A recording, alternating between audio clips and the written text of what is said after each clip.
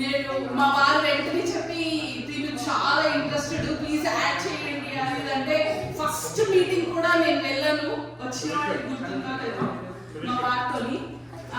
But yes Pawan Kalyan గారు అనుకున్నది సాధించారు. వైసీపీకి ఏమి జరగాలో జరిగింది, పవన్ కళ్యాణ్ గారు చూపించారు, తన దమ్ము చూపించారు. యాక్చువల్లీ నాకు సరిగ్గా రావట్లేదు, మా హస్బెండ్ చాలా బాగా మాట్లాడతారు పవన్ కళ్యాణ్ గారు లాగా. చాలా బాగా మాట్లాడతారు పవన్ కళ్యాణ్ గారు లాగా.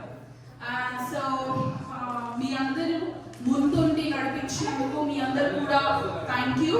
At the same time I would like to congratulate Pawan Kalyan sir and wish him all the best for future colorful days ahead.